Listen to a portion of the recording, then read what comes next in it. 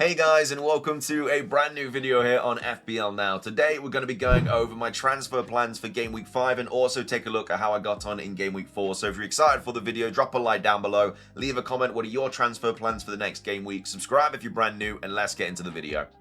So, starting things off, Game Week 4 actually went pretty well, finished on 74 points, but that is because I did play my wild card. I kind of got pushed into it with the Njai knock news. I wasn't going to play it, but when Moy said that, it was a doubt. I just didn't really have enough players to field, and I had a lot of players that just weren't really performing either. Obviously the Watkins and Rogers, stuff like that, and lo and behold they didn't do anything yet again. Obviously they got the clean sheet this week, but they just haven't scored a goal yet, and it's 4 game weeks into the season. I'm very happy that I got rid of those players. I know they've got a good fixture next, but you can't keep getting no points from them every single game week just on the off chance that they get a haul against, a Sunderland away or something like that, which again could still not go their way. They still haven't scored a goal. But yeah, decided to do that. Obviously, Njai played in the end, but I wasn't aware of that before the deadline. But either way, 74 points. I am happy that I played it though, because it heavily outscored my non-wildcard team this week. Even though it was quite a high-scoring game week with Salah and Haaland both hauling. Well, I say hauling. Haaland hauled. Salah just scored, obviously, the penalty in the last minute yet again. But either way, finished on 74 points. Let's take a look at how my players got on. So Raya picked up a 6-pointer. Forest just did not look very good at all against Arsenal. I know that Arsenal are arguably the best defense in the league, but yeah, 3-0. I think it could have been a lot worse. It could have been a lot worse from a Forest standpoint. But either way, 6 points from Raya, who of course outscored Sanchez, who I think picked up like maybe 1 or 2 points this week.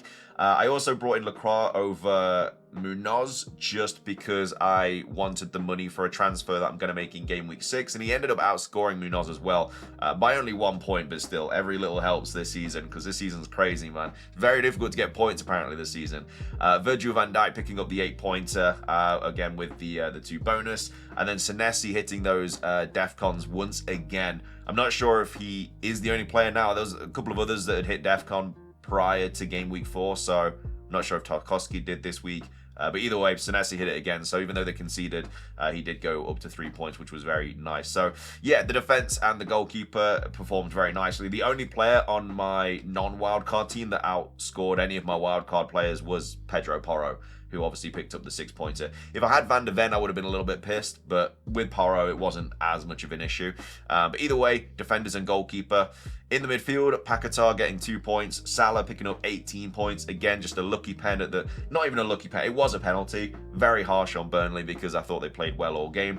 But yeah, Liverpool getting a penalty in the last minute, which seemingly is their season at the moment. I feel like they've scored so many goals after the 80th minute, or 85th minute, should I say. But yeah, they did obviously convert the penalty and picked up the 18 points for Salah. Kudus picking up 3 points, which I was a bit upset about, seeing that they did batter West Ham 3-0. So I was kind of hoping he would be involved in some way, shape, or form, but wasn't.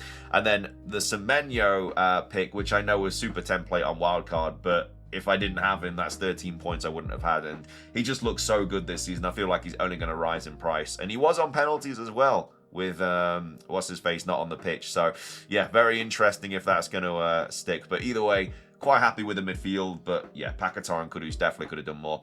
And then up top, Munoz picking up 2 points. Again, nothing really happened in that game. Gyökeres picking up 6 points, also hit the woodwork as well, so it could have been even more. And then João Pedro, I have no idea how he got 2 bonus. He got 1 assist, which was all right for Cole Palmer, but apart from that, I don't know what else he did, but I will gladly take the 7-pointer from him. And then the bench actually did very well this week. I would have loved to have played my bench boost, but obviously I wildcarded anyway. But yeah, Dubravka with a 3-pointer was on for a bit of a big point haul as well until that Salah penalty. Drewsbury Hall with the 2-pointer, Konza with the 6, and then Rodon with the 4. So it would have been a 15-point bench boost, which is, very nice for a bench boost. I will always take over 10 points for a bench boost. But yeah, might actually activate my bench boost this week though, because it does look quite good. But either way, that's how I got in Game Week 4. Moving on, let's take a look at the team for Game Week 5. So this is why I potentially could be bench boosting this week. So I've got Raya, who's got City at home, Lacroix, who's got West Ham away, Van Dijk, who's got Everton at home, Konza, who's got Sunderland away, Paquetá with Palace at home, Salah with Everton at home, Kudus with Brighton away, Semenyo with Newcastle at home, Mateta with West Ham away, Gyökeres with City at home, João Pedro with Man United away, and then the bench is Dubravka, who's got Forest at home, Senesi, who's got Newcastle at home, Rodon, who's got Wolves away, and then Shrewsbury Hall, who's got Liverpool away as well, which I don't think is a terrible bench boost week, because I could use it in game week 6, but then I'd have Dubravka, who's got City away. I'd have probably Lacroix, who's got Liverpool at home, and then I'd have Rodon, who's got Bournemouth at home, and then I'd have either Paquetá or Shrewsbury Hall on the bench. It'd probably be Paquetá.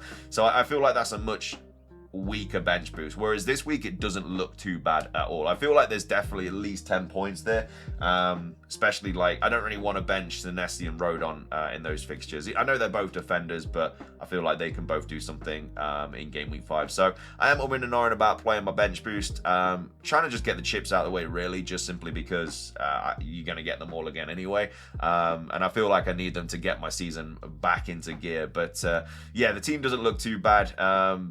Again, the City at home fixture isn't ideal for Raya and Gyökeres, but you know, you got to play them at some point. And after that, I mean, Newcastle away is not terrible, and then at least I've got 2 Arsenal players for when the fixtures do turn. You know, that West Ham at home fixture. After that, it's just really, really nice fixtures for Arsenal for a little bit. Obviously, I do have 2 Crystal Palace players, but I will be getting rid of those as well soon, even though I've just used them on my wild card. I'm more inclined to get rid of Mateta first, obviously, and then, you know, players like Paquetá, Shrewsbury Hall, they're just going to be there on the bench most weeks and, you know, just kind of dotting up points when I need them, really. But that's what the kind of team looks like on paper with the bench boost.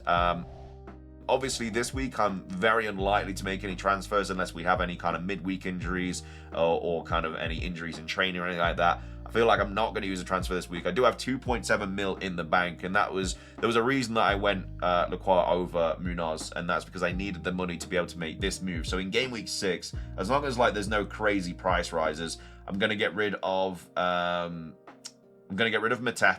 and then I'm also going to get rid of Salah. And I know that Salah's not been great this season. He hasn't. I know that he's just got the 9 points, but that was just another pen in the last minute. Like, their luck can't keep going on. And his fixtures after Everton, like, they're not crazy good. And I'm just going to bring in Haaland because obviously in game week 6 is when he's got Burnley at home, and the City fixtures just look very good. And also it means that I get to skip Arsenal away. I did say all through the international break that Man United at home was a really good fixture for Haaland, and obviously I made a wildcard draft with Haaland as well, and he went and scored a brace. But yeah, for Arsenal away, it's obviously a completely different situation. But then Burnley at home, like, that's triple captaincy worthy, and I potentially might triple captain that week. So I'll be using all my chips literally in a row. I'll be wildcarding 4, bench boosting 5, potentially triple captaining in 6, and then I'll only have my free hit left.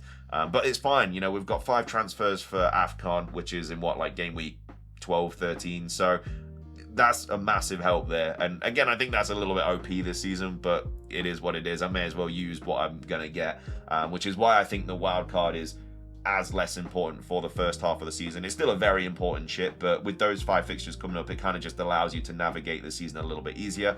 But either way, Haaland in, and then I've got 10.6 mil. And I'm just going to be bringing in Palmer, I think, because obviously the Chelsea fixtures, they do get good very soon. Like, I'd have him for Brighton at home, which obviously last season he scored like 4 in. The Liverpool at home fixture, not ideal, but I feel like Chelsea can easily nab a goal in that fixture. Forest away, and then obviously it's like Sunderland at home. And let me see what the full fixtures are. It's really weird layout this week, but yeah, then it's Forest away, Sunderland at home, Spurs away, Wolves at home, Burnley away, Arsenal at home's tough, and then, you know, Leeds away, like, they're just very good fixtures for Chelsea, and obviously on penalty, stuff like that. And I'll just have the money to do that. I'll have 0.2 mil in the bank. I feel like Haaland will go up in price. I don't think Palmer will, but I think Haaland will. Definitely before game week 6. He might not go up before game week 5 because Arsenal away is obviously a very tough fixture. But I'll have just enough money to do that. But if there is one price rise, I've still got 0.2 in the bank. And then for game week 6, that's kind of the fixture run there. I could bring in a different City mid, but I don't know. I feel like I would like an extra couple of City players for the fixtures coming up for them. But I think Haaland is going to be enough. And then, yeah, the team doesn't look too bad. Obviously, I've not got Salah. I've not got any Liverpool players barring Virgil van Dijk. But like I said, the fixtures aren't.